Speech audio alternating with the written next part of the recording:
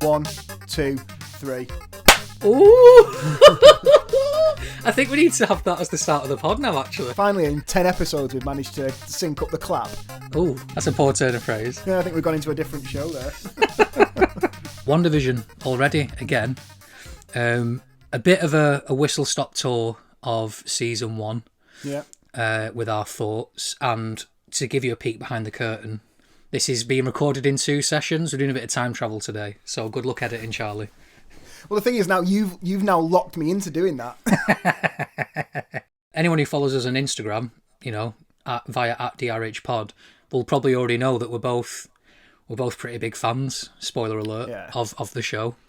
And there will be spoilers during this. If you've not watched the season yet, maybe, hold off and come back. Well, speaking of Instagram, anyone wants to give us a follow, same on YouTube or where you get your podcasts from, that'd be great. Helps us grow the community.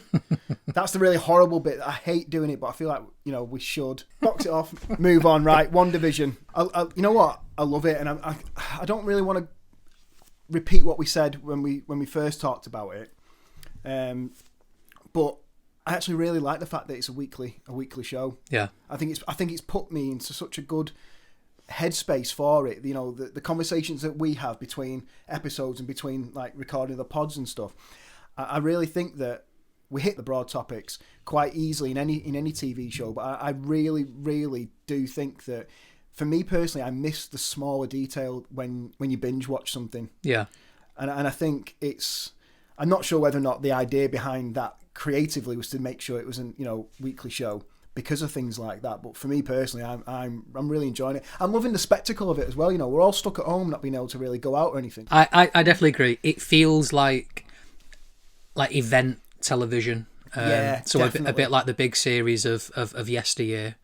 And the fact that it's happening during lockdown almost adds to it a little bit. I've reacted emotionally to, sometimes not into the sad bits or anything like that, just honestly getting giddy. Like, this is the way I felt watching Avengers. I was like, this is like my childhood on screen. And then I watch, some of the sequels, some like Captain America films. I'm like, this is what, and now again, I'm like, they keep doing it. This is the most amount of genuine emotion that I've seen for you in all the years of our friendship. Oh, yeah. Like, coming out through this. Like, who is this guy? So, episode 1, filmed before a live studio audience. So this is where Wanda and Vision struggle to conceal their powers during dinner with Vision's boss and his wife. And it was basically, purposely so, again, a very somewhat odd but quite cheesy tone and a play on old sitcoms and old comedies. And what I like about this is that there were so many reviews online, and again, this might be something we've touched on before, that missed the point, that was the point. Yeah. People going, what? I don't get it. What? It's like a dated TV show with bad special effects. Like, yeah. Yep. It's funny, actually, because we're recording this now, and I've just been doing the last little bit of editing of our previous episode, which is the Twin Peaks one. Yeah. And there's almost parallels, and I think the first couple of episodes of WandaVision, especially the first one, it's definitely got that same sentiment of like, no, it's meant to be like that. It's this hammed up, I dreamed of Jeannie, bewitched sort of feel to it. And I mean, if you know anything about Wanda Maximoff from the comics and the films, like, it was never going to be a normal TV series. Yeah, if you're expecting a generic action or even sci-fi series, you're already going to be like, what? On the back foot, definitely. And that's the key word, magic, because from the first episode, straight away, they're leaning way more into, we've been a little bit wibbly-wobbly sci-fi before now, but now they're basically saying, do you know what, it's magic. Don't think about it too much. She's got magic powers, so I love it. Straight into episode 2, which picks up again, very similar. There's a bit of a time jump, a little bit of a change in style, but again with that same playing on TV tropes, don't touch that dial, in an effort to fit in Wanda and Vision perform a magic act in their community talent show. And this is where the comedic stuff starts to go that little bit darker. So we have our first experience of, at this point we don't know who, but somebody trying to communicate with Wanda, and possibly some of the other characters within the show, within the show. And we start to see those first glimpses, which is, it starts to get a little bit tasty, a little bit, okay, right, so what's going on? I think the real world kind of comes into it a little bit more, or not our real world, their real world. It's difficult, isn't it, when it's like a show within a show, and we learn that the FBI are investigating, or they're looking after a missing person who is part of the witness protection program. And as of recording this, we still don't necessarily 100% know who this witness protection, the person in witness protection is. Within the town. I quite like, in a way, that this, at the point of recording this, there's still quite a few questions unanswered, and even if they never necessarily get answered directly, it doesn't necessarily take away from the point of the show and the driving force, because it does, like definitely. You say, very much feel like the way some films and series are written purely to set up an event and for a character to meet a character or to do a certain thing. Mm-hmm. Again, you can put it down to, again, intentionally so, it purposely kind of just quickly goes, here's the main character, don't matter, we've met the character we need now. And again, it's so meta. I really, really applaud the way that that Rambo and Wanda met. It felt like a very, with all the craziness of what the show is and the MCU and everything, that felt like quite a real moment between two characters who were both definitely like, a fish out of water scenario for both of them. For whatever reasons, we know the reasons why, Rambo later on. But in that moment, it kind of definitely felt like two people going, oh, thank God I'm not the only one who's feeling a little bit out of here, and we're connected now by our like sort of semi-mutual support that we're both, the imposter. And those two episodes actually being out at the same time, both being not quite black and white, like more sepia, more grayscale. And we have the finale where it turns to colour and leads into episode 3, called Now in Colour. Wanda's pregnancy fritzes her powers as she and Vision prepare for an accelerated delivery. So again, whilst watching the series at first, it did feel a little bit like not loads is happening. I don't know how much of this has consequences, but now with reflection, it's like episode 3 and 4, it's like, oh no, we're in. Big things are happening, and you're going to struggle to keep up with knowing exactly what that means. Yeah, and this is...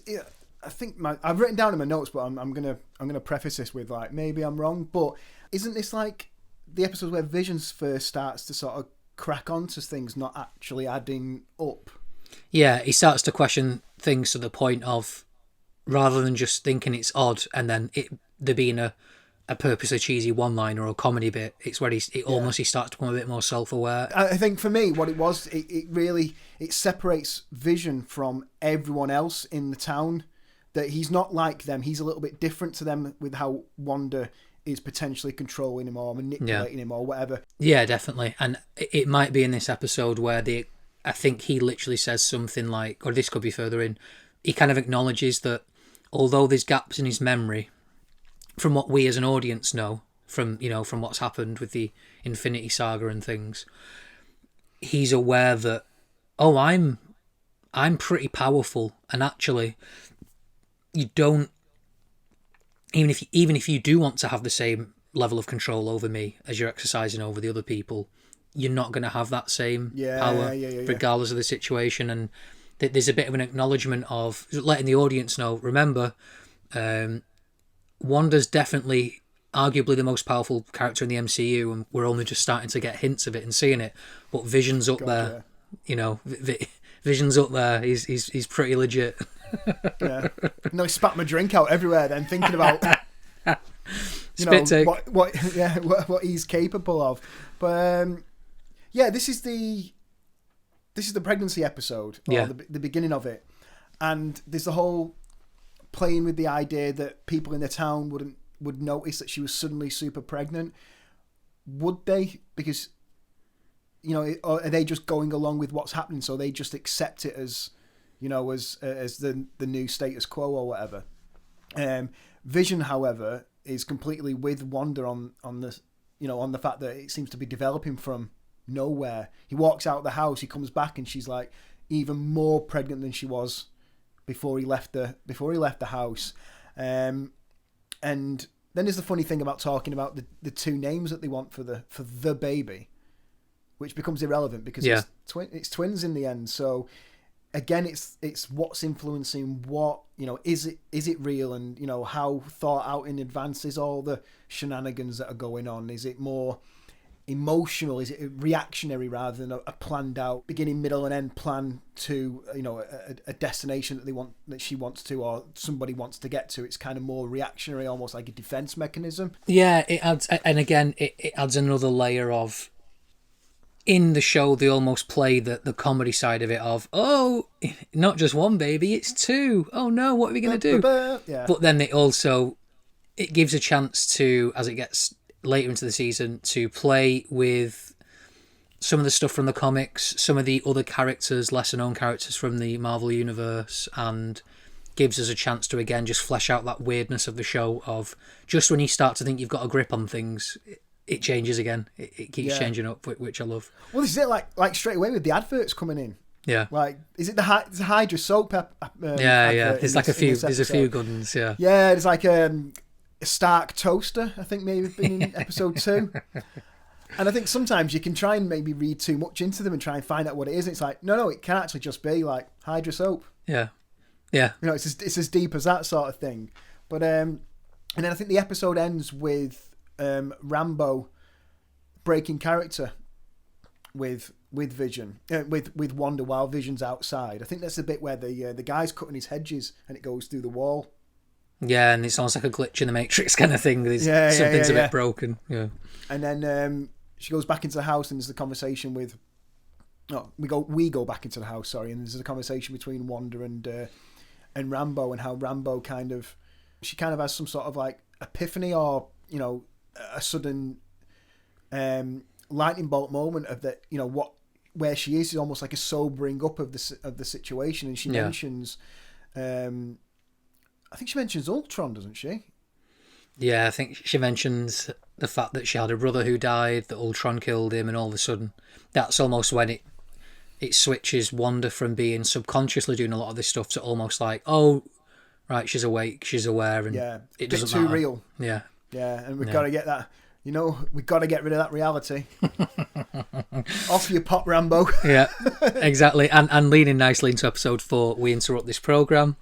Monica Rambeau, tasked with a special assignment regarding sentient weapons, goes missing. And this is where we start to get a lot of the backstory, where we get the world building around the snap, the click, Thanos famously, and half the world disappearing, half the universe disappearing. We see a little bit of the fallout from that, what it means for people coming back into the world, and do they still have a job? Is the job different? You know what? It's great that you bring that up, because we see it inside the hospital, don't we? And how the doctor's almost at that mindset of like, okay, this is again another thing I've got to explain, sort of. Yeah. And yeah. It's the small world reactions to these massive world events, these cinematic stories and action set pieces that we've all seen. It's like, well, yeah, you think it affects Tony and the rest of the gang, but what about the person on the street who's got no ability to control any of this? They're still living with all the fallout of everything that goes on. Yeah. But kind of a break from the episode, Rambo, what a great character. Yeah. Absolutely brilliant. Yeah. They kind of play with the archetype that she's going to be, this military leader who's, comes back and she's going to try and take over again. And, she's a, super intelligent woman, highly proficient, comes across as a bit of a bitch, rubs people up the wrong way. It's like, no. Actually, you know what? It turns out she's actually a solid human being. She's just a decent person. She has that conversation, doesn't she? Where it's like, oh, with the acting head of Sword. Yeah. And it said, oh, it would have been different if you were here. Maybe you'd be in charge. And she's like, no, I get it. I've been gone. I'm happy to just crack on. What needs doing? I can be that person who gets stuff done for you. And it's like, it's a nice character idea to go down that route, and giving a shit about Wanda as well. Like, you could almost argue that she should be almost against Wanda, but it's like, no. Let's put these two powerful women just in a realistic way together going forward. Definitely, that's what I was going to say. So you could argue she's almost dangerous, but she's also very warm and very empathetic. She's not actually one of the characters I know excessively a lot of them about from the comics and all that. So I think sometimes it's nice to actually go, oh no, she's steeped in history and there's a lot out there of her. But watching her in the show, it's kind of like, oh, I get to experience this new version of her, whether or not it's new to the comics. It's new to me. Yeah. I'm experiencing it the way these guys want it to be experienced. Like this is as the context of the show. I'm experiencing her as this is this version of Monica Rambeau, and I get to experience it the way the writers and showrunners intended. And without my own back catalogue of knowledge, having to look through the filing cabinet of that character and go, right, that's not relevant. Oh, this is now beforehand. Yeah. I'm just going, no, it's fine. You tell it me all. Let's go with it. On a very special episode, Wanda addresses Vision's worries when he grows suspicious of the neighbour's strange behaviour. So the fifth one, this is again, we further lean into Vision is essentially fully aware that I'm not just picking up on the odd thing and misunderstanding stuff. It's off. I even think this is where actually the thing I mentioned earlier about him confronting Wanda and basically saying, you can't control me. I think this might be the episode where there's almost a showdown in the living room and they both start floating and charging up powers and you're like, it's about to kick off. The big thing is, to be fair, is the end of the episode where Quicksilver, he's in. Mate, I feel like this Quicksilver thing now, I think it's been handled really well, but my head is now hurting. But I was having difficulty trying to explain to you what my question regarding Quicksilver was, let alone what the answers could be. Just trying to formulate my question of, like, I think I was going along the lines of, is he meant to look different, or does she see the same actor as she's always seen? But and then I gave up in the end. I was like, I don't know. It's it's so difficult. It was that question of, is this Evan Peters and the audience sees him as Wanda sees him, but we're meant to assume that Quicksilver always looked like that? Or is this Evan Peters from another universe, and this the X-Men Evan Peters, and Wanda knows this isn't her Quicksilver, but we're meant to just now start assuming this is now Quicksilver? Or is it, like you say, in Wanda's eyes, does she see Aaron Taylor-Johnson and we see Evan Peters, and this is the same Quicksilver from that universe? Or is a different Quicksilver, but we just don't... Wanda doesn't yet know it's a different Quicksilver, but we know... I think I messaged you as well saying I had a genuinely emotional reaction to it, because we also had a part in this where Vision and Wanda have a conversation around how the ethical implications of this is hurting people. He basically says to her, you're hurting people at this point. This is damaging people's minds. I was getting really... I'm starting to feel the emotion, and then they hit us with, here's a dead character back from the dead with a possible multiverse tie-in now that Disney has Fox. So many implications, which, as we're talking now, we won't go into speculation. We have only speculation still as to what it actually means. Yeah. It's great. Yeah. It's the whole... I called it... What did I call it earlier? Legends, but it's the legacy films, isn't it? That they're moulding in or folding into the MCU, and how they're going to do it. And I think in some ways, by bringing that Quicksilver into this one, are they making it more difficult for themselves? But then the celebration after that would be even better, because of you managed to do that, and you almost made it more difficult for yourself, and you've pulled it off. But I'm really looking forward to it. But it's funny, isn't it? Because you can trace a line through Marvel and through DC, and some of their best massive across multiple character story arcs are actually the continuity tie-ups. Yeah. And you can almost go, well, it does really well in the comics. We've got a massive continuity tie-up coming up in the, with Legacy and MCU. So it's like, if we go down that route, this could be actually, not the making, because they're doing all right. But this could be a gear change sort of thing, and going, oh, you were expecting it, and we saw some amazing stuff. Now we're going to do something even better. The episode after All New Halloween Spooktacular, for me, is arguably probably the strongest episode of the series, especially with like Wanda talking to Quicksilver and basically trying to piece together, what does this mean? Who are you actually? I know you're my brother. You're not my brother, but there's something on. He almost echoes the thing with Vision, like he's kind of more aware Yeah, this is definitely aware that this is where he starts going round trying to find the boundaries of Westview, of trying to work out exactly what's happening. But for me, it comes down to the costumes.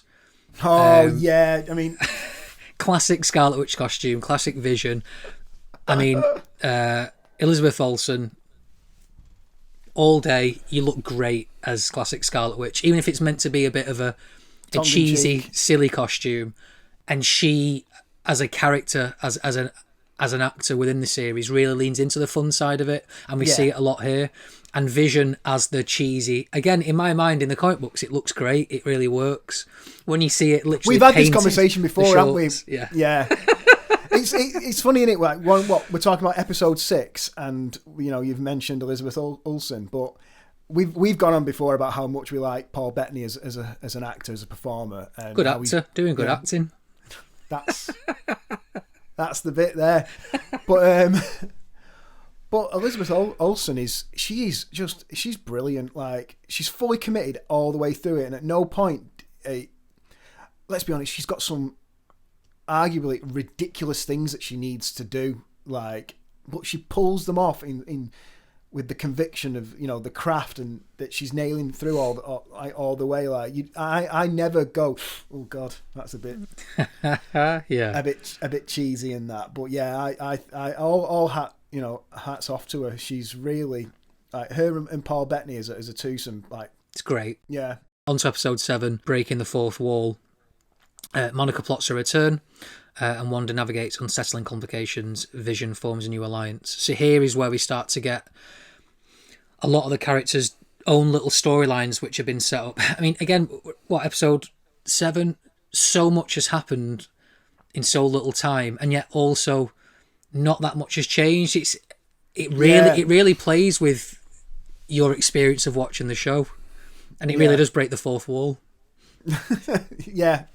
Rambo's powers are coming into it. That I mean, we could do a whole episode just talking about her origins and, like, her popping up through, like, Avengers and stuff like that. But yeah, it starts to really, I was gonna say, it starts to ramp up by the end of the first, the last few episodes of the first series. But I don't feel at any point it was a slow paced thing. Yeah.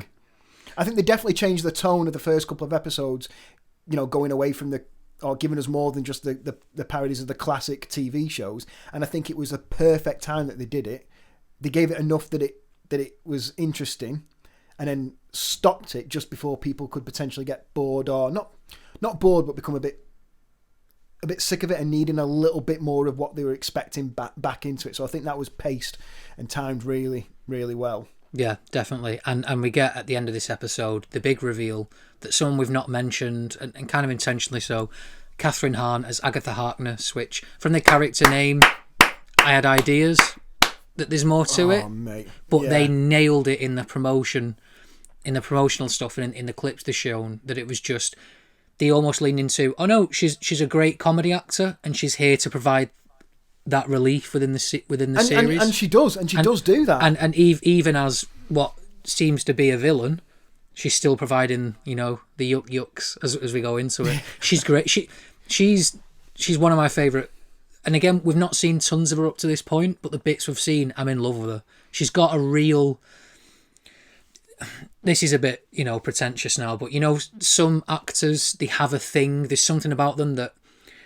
It might not be that they're traditionally good looking, or they might not be like a big muscly action star. There's stage something presence. About them. Yeah, exactly. Stage presence. Mate, on the camera. She's so good. Like, you're drawn to all the tiny little, things that she's doing in the character, and, like, the smile when she's looking over her shoulder, and the cheesiness. It's like, God, she gets it, man. She knows exactly what show she's in, and what the look is going for within that sort of, like, when she's camping out on the picnic table and stuff in the flashback episodes of the scene that we already know from the opposite side, and she was there all the time, and I was just watching it going, this is a joy, like, from a technical point of view, like, and she's smashing it. I think something you said then, it's the choices. She knows the almost like you're watching The Office. She knows the little glance to camera, the little smirk, the little reaction. It's like she can do that in the background, and you're drawn to it. There's something about her that she's, like you say, stage presence. It's really, as soon as she's on camera, you're just drawn to her. Even the bits where she's literally almost there for the line read or for the two shots, the reaction shot. It doesn't matter. You just and it works. And again, it plays into the character, because now it turns out how much or how little we don't necessarily even know before watching the finale, but she has a hand in what's happening. And again, meta, breaking this show is meta. It's good that we're drawn to looking at her, because clearly this world is drawn into her, and I absolutely love it. Again, I think with all the acting that I've done and stuff, I get that it's not a jealousy as in I wish I was doing it, but I look at it and go, oh God, she's well done, because she's just smashing it. Like, she'd be great to work with. Definitely, and I'd love to see the behind the scenes, like her working with the director, and she just looks like would be just having the greatest time being given that way to flex on camera that she's doing it, and it's not stealing the shot. It's just she's definitely rising to, and then pushing everything forward on her performance. I love it. Again, she's playing a character who's steeped in Marvel history, and just like Rambo, not one that I know an awful lot about. Once she popped up and it was quite obvious who she was in the show, I then went back into my Marvel filing cabinet and thumbed through it. And tons of filing cabinets. Should see where he lives. Crazy. Then you go back through the history and go, oh, she's this, and is she an out and out villain? Is that going to play into it? And she's great, and the whole show's just great. The more you talk about it, the more you dig down in it. It's a really good watch. We're going to edit it down to just that line. WandaVision season 1 review. It's just a really good show. Paul Bettany, good actor, doing good acting.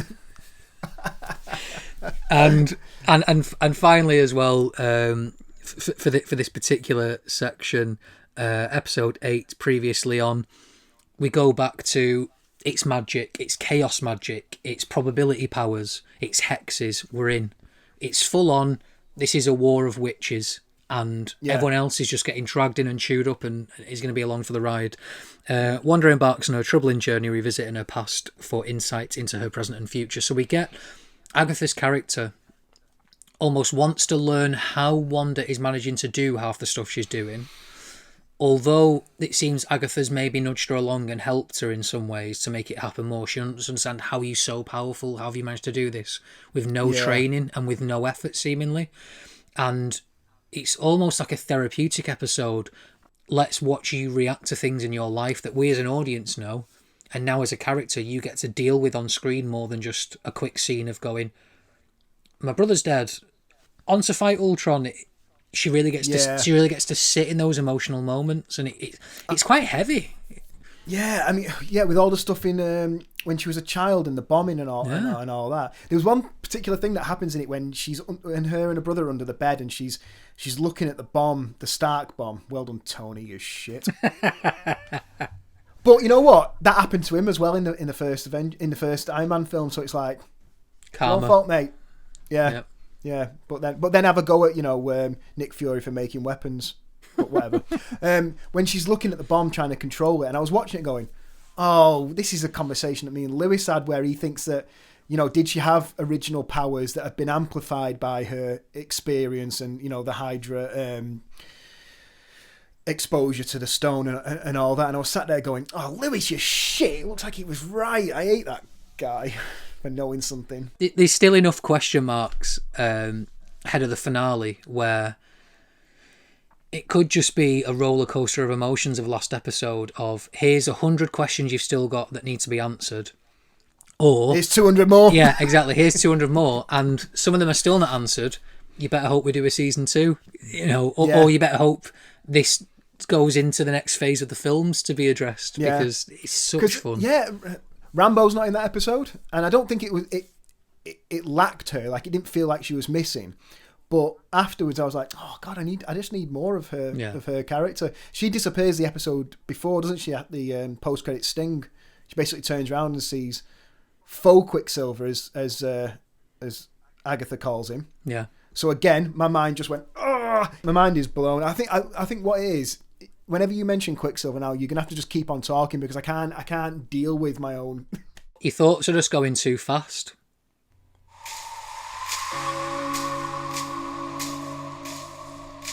Right, it's time to show off your impressive editing skills, aka I've got some magic powers, a bit like, Wanda. We're going to do a bit of time travelling. Hey, welcome to the future. Right, first things first, yes, I'm aware the beard is getting big, but you know what? Fuck it. I'm totally leaning into it now, and it was purposeful. It's not because I'm lazy, right? And the second thing is we didn't forget to talk about White Vision at the end of the last episode. We just thought that there's going to be way more payoff in the next final episode, and we'll address it then. Right, Lewis, over to you. Give us a synopsis. Tell me what you got. Synopsis is: the events of WandaVision come to a head, and the destinies of all those who took part are determined. Now, appreciate that doesn't tell us anything that happened. That's almost like the writer's guide to how to do a finale. Yeah. So, take out the word WandaVision and just put the events of story. I'm fresh hot off watching it. And Charlie's had a little more time to let it settle. Just a little bit more time. I watched it a couple of hours ago. But I kind of like the fact that, we watched it at different times, but on the same day. We talked about event TV. But you know what? Let's put all that aside and let's get to the meat and potatoes of this shit. So, right. I mentioned White Vision. So White Vision in the comics comes about that Wanda wakes up one morning and Vision's gone. Turns out, long story, that he's been taken by like the combined world governments because he hacked or gained access to some sort of global defense system or intelligence system. I can't quite remember. And they think he's a threat, so they basically rip him apart, take him apart, trying to figure out what's going on. Now in the comics, it's Hank Pym who makes Vision. He puts him back together. He's completely white after that, but he doesn't have any memories. He's got all the functionality, but none of the memories of everything with Wanda and stuff. Yeah. And they carry on as if they're a couple still. The happening of White Vision within the comic is almost like the first step towards him and Wanda being no more. There's still there's potential for that massively in the series of what we're up to now. I think the White Vision as a look and the fight that turned into a non-fight. They cancel each other out. They're both so powerful with the same powers. They essentially cancel each other out. Yeah. They go toe to toe. They cancel each other out. So the only way around it would be a thought conundrum, confusion by, we're going to say regular Vision, normal looking Vision, opposed to White Vision. Well, so White Vision is technically real normal Vision, as we find out at the end. WandaVision, essentially realising that they're so equally matched and they're just going to basically destroy the world fighting each other, poses a question. And not even to beat White Vision, but to he almost realises, I think this is the real Vision, or I think this is me, and I need a moment to help myself. And there's a really cool sequence where he basically asks him I've just watched it, I don't know what it's called, but the question around Theseus's ship in a museum, if you replace the parts of the ship after such amount of time to the point where it's all replaced, is that the same ship anymore? And they do the back and forth thought experiment with this. I know that you don't remember that you're me and that I'm you, but you and me and me and you, we are together. And he takes a moment to basically unlock his mind and take the barriers off, essentially. And it gives him this really cool awakening, which we spoke about before the pod, where he literally says, "Oh, I'm the Vision," and then flies off in a moment of just pure shock horror. The simple solution to all this, I mean, even Wanda talks about how, the Vision that she loves exists within her in the part of the Mind Stone that exists within her. Yeah. So then you go, well, he exists in the Mind Stone, and his body exists in reality. put those together and we've got Vision back. But that's just too easy. Yeah. And I think we'll probably get there eventually, but what are we going to lose along the way? And I think I'm going to put it out there, to go along with the comics is I think it's the relationship. I think we're going to end up with the two people at the end, but, we said this before we started recording, that it might end up being that Vision is the complete and utter embodiment of everything that he ever was, plus what happens in WandaVision. But actually, Wanda's now too broken to be the Wanda that she needs to be in order to be with Vision. Yeah. And which is sad, but you know what? It's actually, that's... character development, isn't it? Oh, it's a change in circumstances. Massively. So they'll both be heartbroken, but with nothing they can do about it. The rest of the episode plays out that Wanda and Agatha have their face off, their big fight. Wanda eventually wins. Shock horror. that happens. Puts her into the actual status that she pretended to be in. Yeah. That the rest of the people were in. Yeah. Of semi-conscious but controlled playing a character. Yeah. Wanda basically has to make the decision between keeping her kids alive and Vision alive, but enslaving the town just indefinitely, or releasing everyone and losing her children, and Vision. But while all this is going on, she's also becoming aware of how OP her powers actually are. And, that she literally could just enslave everyone. And the easy choice for her emotionally would be to just go, you know what? I want my kids and I want Vision. Boom. That's how I'm having it. But she sacrifices everything for people that are gonna hate her. Yeah. And I personally think that the level of grief that she's really dealing with it is so overwhelming that she's not happy to, but she walks away going, you know what, fuck you all. I'm dealing with some stuff here, and I could not have to deal with this stuff if I just decided to. So can you just get to fuck for me? You did mention the Rambo powers thing. Yeah. I think it was handled really well. Like, yeah, definitely. How many times in things have we seen it in the past? Not necessarily with the MCU or Marvel comic book properties or anything like that. Just action films and stuff like that, where somebody's gone, "Oh, I've got powers. I didn't know I had powers a minute ago, but now I know, and I've completely mastered them all, and I'm going to win everything. I'm just going to use them now, however I want." She didn't do that. She's still on that sort of reactionary thing where she.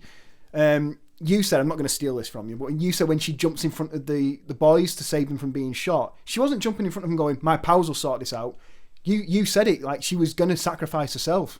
That was her intention, but her powers saved her. So I still feel like as a character, she's still got, miles and miles to go, and I think we will see that in the movies. I want to see that in the movies. She's definitely...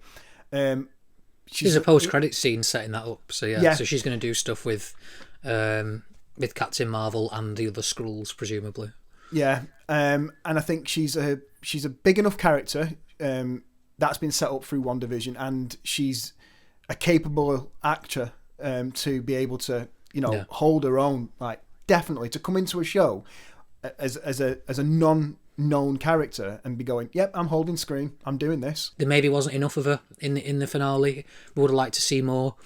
That's less a criticism of the show because it's WandaVision, so of course it's going to be, as much as it was lasers in the skies and big battles, that's still going to feature Wanda and Vision heavily.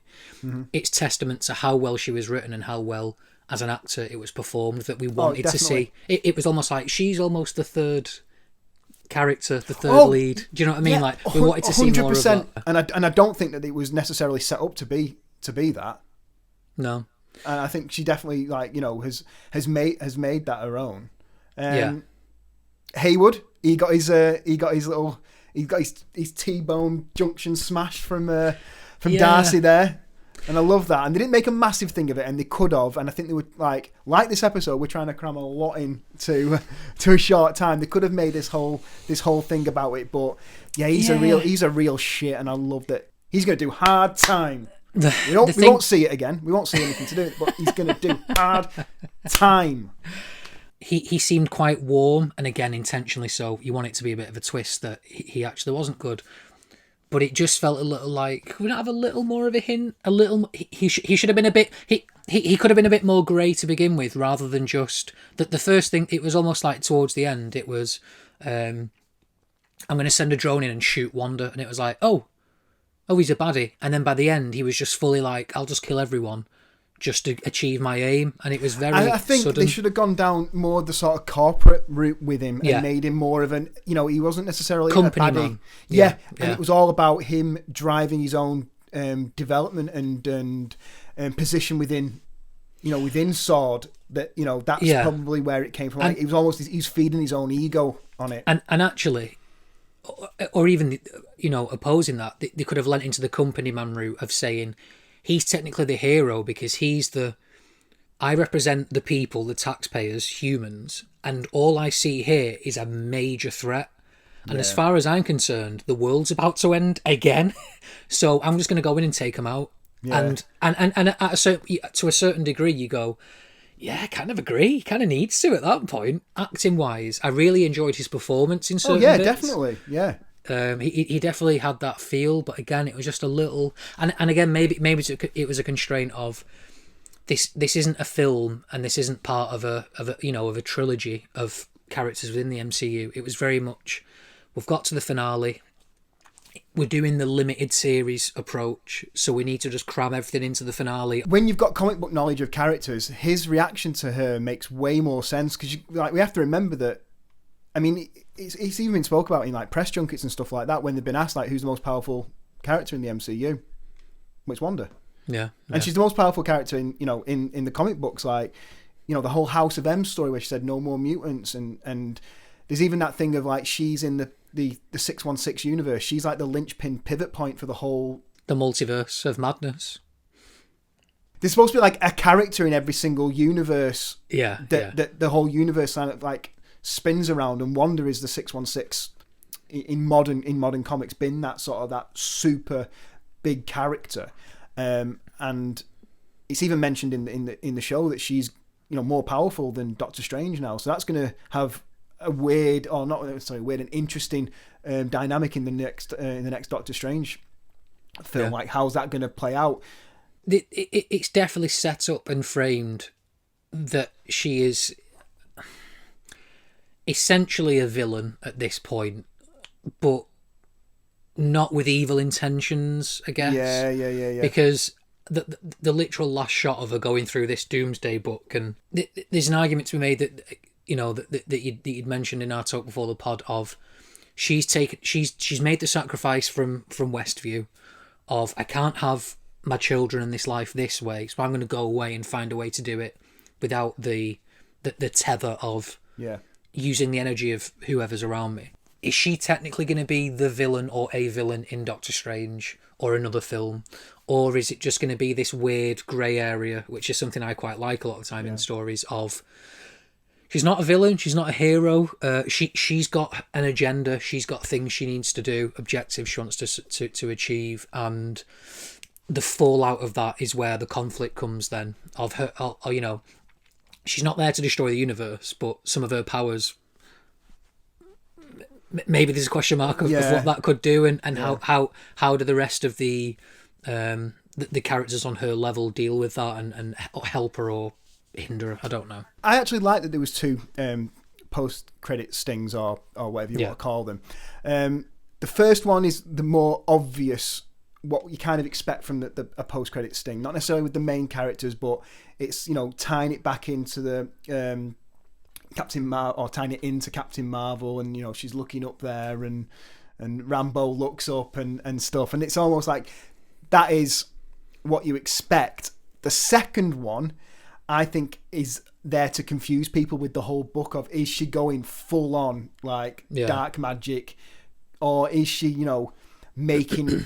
is she potentially making a deal with the devil in order to get what she needs? And actually, it's not until saying that to you then that, because I was about to go into the thing of like, all the stuff that never came out in it, like, is Mephisto part of the WandaVision? It's like, no, he's not. But actually, could going through that book, could that be now tying in Mephisto going forward? Like, is it going to get to a point where she can bring her kids back and she could bring Vision back, Are we going to end up with two Visions?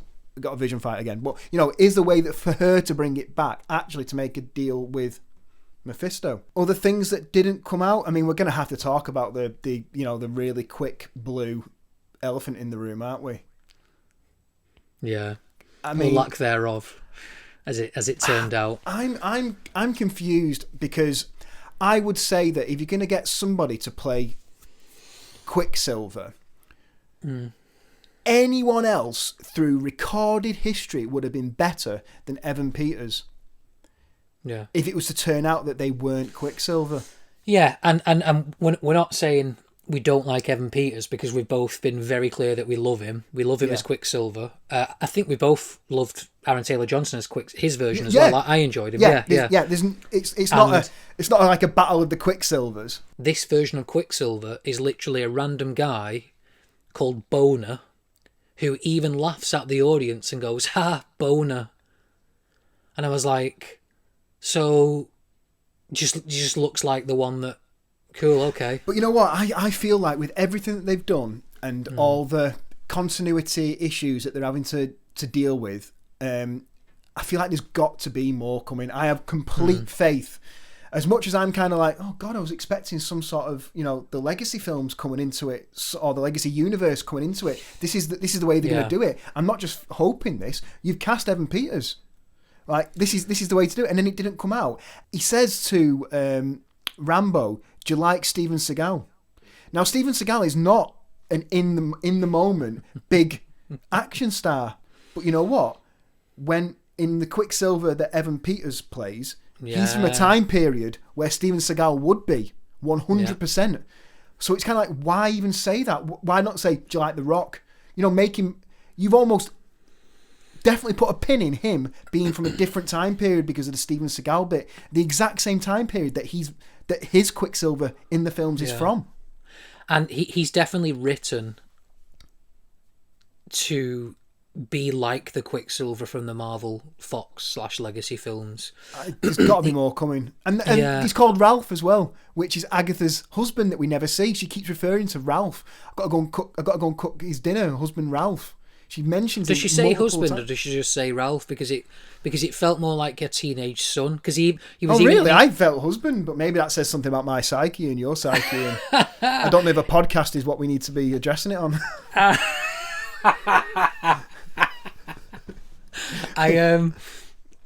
Because he even has like his little man cave, and it feels very like a teenage boy's. Like he sat there with his little guitar, and he's got. I can't remember if he has toys or what.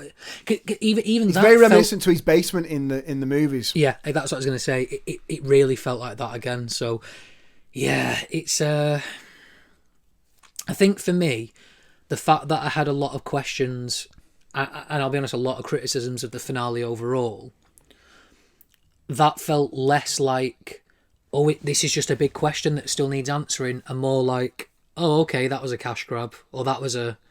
That was for the hype train, and it felt more cynical, if that makes sense. I think I'd love to be proven wrong. By the way, I'd love for it to be like, no, this was always written to be a certain way, and I didn't even think about this. I didn't think about the Steven Seagal thing till you said it. It felt more like he's a quippy one-liner Quicksilver, like the thing.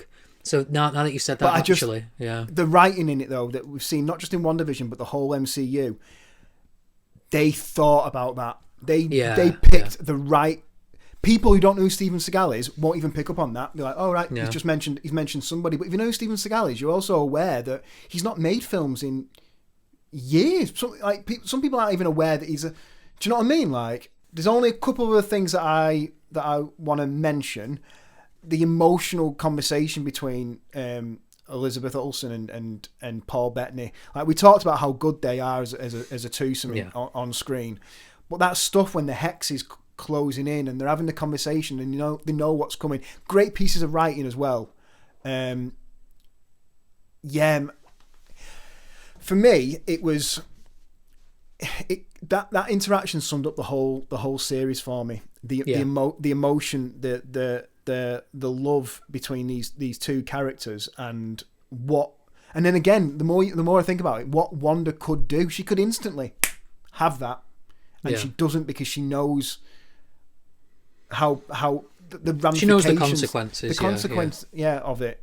It's nice as well because it was a very emotional, human interaction and bit of dialogue between an imaginary, memory-based android who's in a 1950s jumper and trouser suit combo, and an all-powerful, world-destroying, apocalyptic-level witch who's also possibly a mutant and has powers from an infinity gem. But it was just this pure thing. It was really nice to have that real, well-written back and forth, and it felt that felt satisfying, that particular bit. It could have gone so wrong though. Think about those lines that are said in the wrong actor's hands. That would have, I think I'd have been like, I'm done from this. It makes me looking forward to how Wanda is going to shape the MCU going forwards, because she's got the ability to do that. I'm going into the next phase of the MCU with way more questions than I've ever gone into it, and I think that excites me on that level. So I think for that the show did really well, and I think I'm probably going to watch it again, binge watch it over the next few days. I think it's only like, what is it, 6.5 hours long? 6 hours maybe? Only, yeah, definitely. But for a whole TV series, like that's doable. I've started watching the whole MCU again, so I've got years of stuff to watch. Forget all my criticisms. I loved it. Forget it. It's a great. At the end of the day, as an overall piece, regardless of the difference in quality or tone or whatever of the finale, this has been a great series. This has been a great. I know there's been the Netflix series, but this has been a great official MCU inclusive series. Yeah. And yeah, like you say, maybe 6.5 hours, whatever. The 9 episodes sounds like an odd amount of time, but there's actually a lot packed in there. There's one last thing I want to mention. There's a great reference. That's what he was going for. Reference. No, continue. There's a great little reference in there to the Wizard of Oz. Did you notice? Oh, the feet underneath the car. I kept thinking, she's gone so cartoon villain at this point. They've got to play up the Wicked Witch of the West. Oh yeah, there it is. The feet under there. I thought, are they going to go too far and the feet like curl up? I'll be honest. I would have been happy with that at that point. There's probably a version on the cutting room floor, or the digital version of that in a. Oh yeah, get rid of that. Yeah, it was all shot on film. It's all practical effects. That was quite impressive actually. That laser beam in the sky looks really good considering it was just lights. You know and a what? bit of fog. Paul Bettany wasn't actually wearing any makeup or anything. He's just that good of an actor. Right. So yeah, WandaVision wrapped up. Done. Easy. Any final thoughts? Anything to add? Yeah, guys. Pay no attention to the man behind the curtain. Bye. Bye.